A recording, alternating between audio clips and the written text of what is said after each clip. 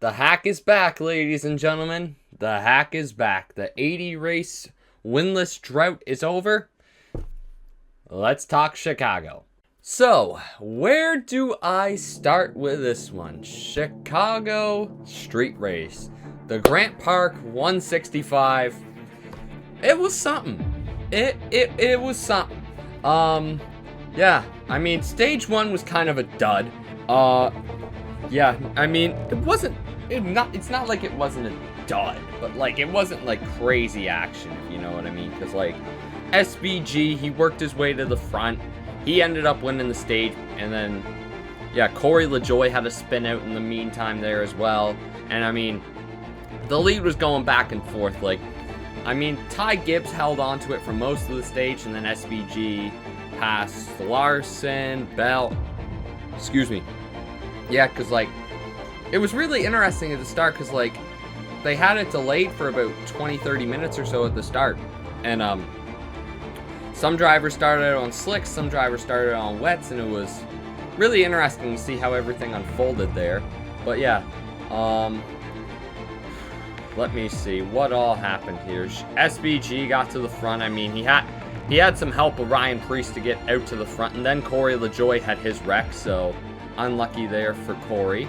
Yeah, and then really, we had the pit stops to enter stage 2, where everyone just completely like piled up into each other for some reason. They all came out in front of the jet dryers, and then all like they perfectly came out like right in front of like the jet dryers going like 20 kilometers an hour. Then they just boom, boom, boom, boom, boom, get piling into one another. So it's like, that's fantastic.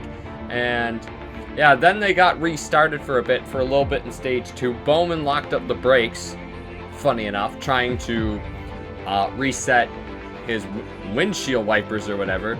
And then caught Bubba Wallace, and Daniel Suarez was an innocent bystander. That caused a wreck, and then we were under rain delay, and my god, this felt like the longest 3 hours of my life, dude. Oh my god, this was so long. But yeah, but what the caution that led to the rain delay was actually for Chase Briscoe locking up the brakes, slick tires on a wet track.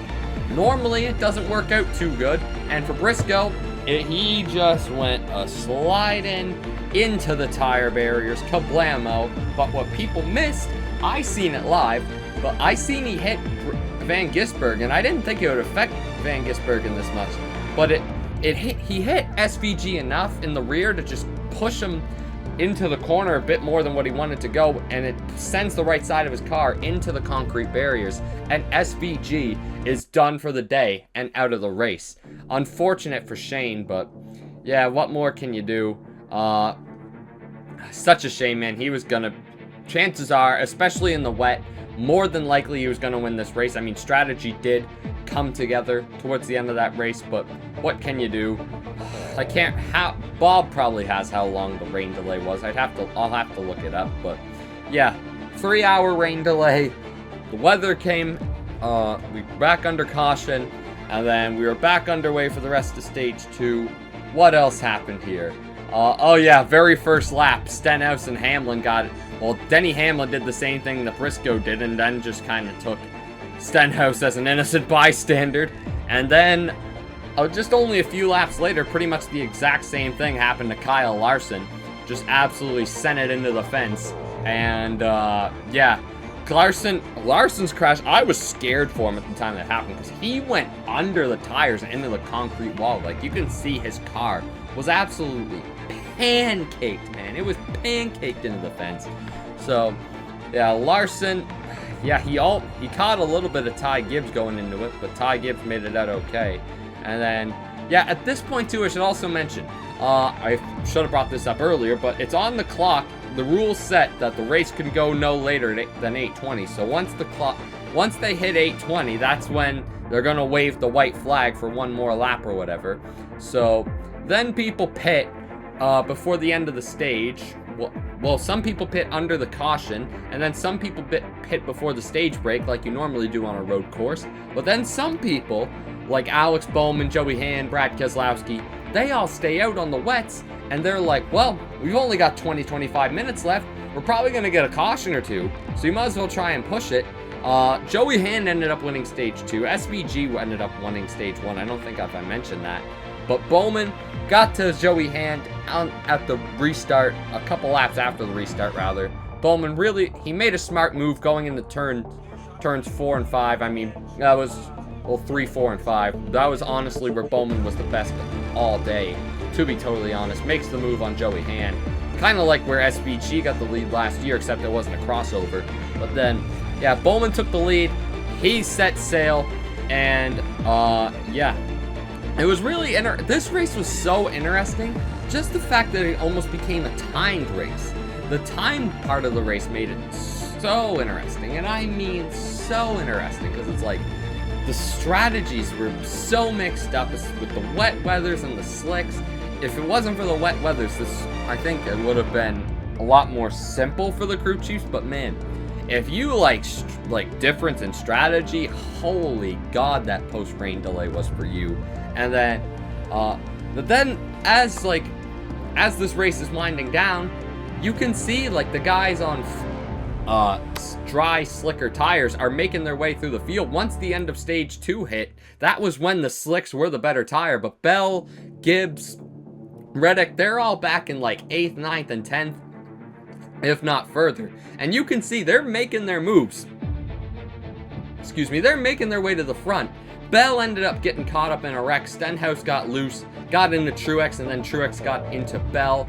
But he kept it going. I don't think he ended up with much damage. Thank God for the composite bodies of these next-gen cars. And I really need to start getting in the habit of calling them the Gen 7, man. It's not the next gen anymore. They've been here for like 3 years. But, yeah, no. Then Ty Gibbs was working up, and I can't remember what happened to Gibbs. Didn't, like, he get caught up with Joey Hand some way, somehow, and then, yeah, then Reddick was now the lead car, and Reddick was almost within a second of Alex Bowman on that final lap. Like, he was hustling. He gained like 2 or 3 seconds on that 2 lap to go. On the 2 laps to go lap. He would have got to Alex Bowman. I think Reddick would have won this race if he didn't hit the inside wall in turn 5. If Reddick didn't hit the wall in turn 5, that we're talking about a Tyler Reddick win. We are not talking about the 48 car. We are talking about the 45 in victory lane. Oh, dude, how sick would have it been if Michael friggin' Jordan got the 45 car with the Jordan brand sponsorship, with the Chicago skyline in the background, the Chicago Bulls legend would have gotten victory lane. Oh, dude, that would have been so sick. That would have been so sick. But, yeah, no, it is what it is. And then, well, you can tell what happened after that. Alex Bowman wins the race. I forgot to mention, in that Bubba caution, Bowman actually... No, wait, I did mention that. When Bowman got into Bubba and got into Bubba trying to fix his windshield wiper or whatever, but Alex Bowman gets the job done. He wins in Chicago. He's back in victory lane. For the first time in 80 races, the hack is back. Bubba Wallace actually gave him some payback on the final corner or whatever, on the cooldown lap, which was kind of funny, but yeah. The last man on the cut line wins again, so I don't know who's the last man on the playoff bubble now, but bet on that guy at Pocono. Good God, but man, it's good to see Bowman back in victory lane. I met Bowman in New Hampshire. Really nice guy. I really enjoyed meeting Alex Bowman. Really cool guy. I mean, he was in a rush when I met him, but like, even still, pretty cool, chill guy. And I mean, people have their critiques of Bowman, and I understand why. And I mean, honestly, Bowman hasn't been the same driver since his injuries to his back, and he said he had a brain injury, but man, I'm really happy for Alex. I am, like, from the bottom of my heart, I'm genuinely happy for Alex Bowman. I'm glad to see him back in victory lane.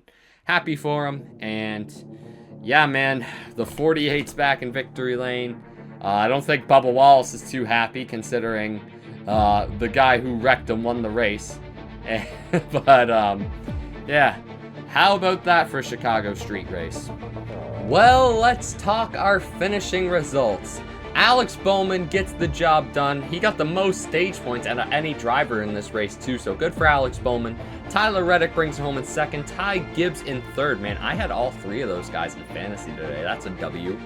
Joey Hand finishes fourth, followed by Michael McDowell, Ricky Stenhouse, Todd Gilliland, William Byron, Kyle Busch, and Ryan Blaney round out the top 10. Man, Blaney was... I swear they only talked about Blaney once today. How did he end up in the top 10? Daniel Suarez finishes 11th, followed by Daniel Hemrick, Bubba Wallace, and that beautiful paint scheme, by the way. Noah Gragson, Austin Cindric, Justin Haley, Zane Smith, Brad Keselowski, Austin Dillon, Chris Buescher, Chase Elliott, Ross Chastain, Joey Logano, Carson Hocevar, Harrison Burton, Kaz Gralla, Corey LaJoie, Josh Bilicki, Eric Jones, Denny Hamlin, Austin Hill, Chase Briscoe, Martin Truex Jr., Ryan Preece, John Hunter Nemechek, who had a great race in my opinion, but he got a little too hot in turn 12, went airborne. John Hunter Nemechek was in the top 10 most of the day. So John Hunter Nemechek deserves a shout out. Josh Berry, Christopher Bell. Man, Bell ended up in 37th? I swear he didn't take any damage. Oh, that's brutal. That's actually brutal. Allmendinger in 38th, Larson in 39th after his big hit, and Shane Van Gisbergen rounds out the day in 40th. Wowzers, man. Wowzers, wowzers, wowzers. Well, in terms of the playoff picture, Christopher Bell sits on 3 wins, 24 playoff points. He still leads the top of the playoff standings.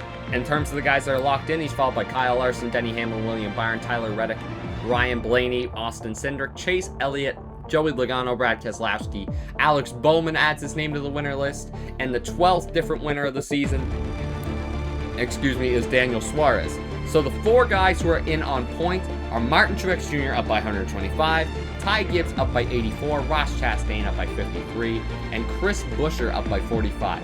I am betting big on Chris Buescher at Pocono. He's actually won there before. I mean, because Logano was on the cutoff bubble at Nashville. He wins. Alex Bowman was on the cutoff line at at Chicago. He wins. Chris Buescher. Christopher Buescher. You might be my pick for Pocono, my friend. But I'm starting to feel some good juju with Chris Buescher. Bubba Wallace, Chase Briscoe, Kyle Busch, and Todd Gilliland are the first 4 out. Minus 45, minus 88, minus 98, and minus 121 for perspective. Man, Bubba did make up some good points on the cutoff line, to be fair to him, but it would have been more if Bowman didn't go out and win today. Imagine Joey Hand wins, good God. But yeah, overall, that's how the playoff standings look. Honestly, I think Bubba's the only one who can realistically point his way in, but honestly, it's really looking like a point situation. I think this could genuinely be like another 2022 when it comes to the playoffs, because I could definitely see 3 or 4 more winners happening. Could you imagine if we get 17 winners and like Alex Bowman and Daniel Suarez are fighting it out at Darlington for points and they're both locked in on wins? Like, how crazy would that be? I can genuinely see a reality like that. This has been one of the craziest NASCAR seasons I have ever witnessed, and that would genuinely be realistic. But we're gonna put this race on the Skyler scale now. I love this race. I fucking love the Chicago Street Course. Next year, I'm going. I don't even care. If it might pour, it just might. But I don't care. I'm going. I'm freaking going to the Chicago Street Race. I do not give a shit.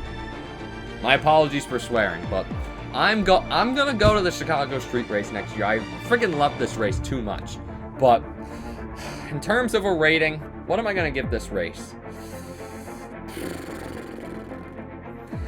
I honestly want to give it a 90 or 95. I love this race. I loved this race, but the rain delay, man. I can't give it any higher than a 90 with the rain delay. I'm gonna give it an 85.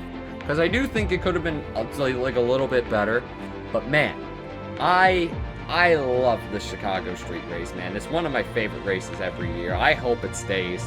Hopefully the mayor keeps around next year. If they do, I'm going next year. I do not care. I'm going to witness the Chicago Street Race. I will spend whatever money I have to go to the Chicago Street Race. I just need to go witness this race in person. I need to go witness this. I'm telling you, I need to go witness this. But yeah, anyways guys, if you enjoyed today's post-race review, make sure to smash the like button, leave a comment down below, tell me what you thought of this race. Subscribe, notifications turned on so you never miss a future post-race review. Third late night in a row. I hate living in the Atlantic time zone. For reference, it is 2 hours ahead of Chicago and an hour ahead of Boston and New Hampshire and all them. So it's like, what does a brother do? What does a brother do? But yeah, man, I've got to give it. What do I give this race? I mean, yeah, I already gave it an 85%, but yeah, now I'm just trying to figure out how to sign off. Maybe I'll buy an Alex Bowman t-shirt now, who knows. I definitely want a t-shirt of that 45 car on it, or a diecast, because holy god, that looked gorgeous. But anyways, guys, I'll see you next week in Pocono if you only watch the post-race reviews, and yeah, take care, and peace!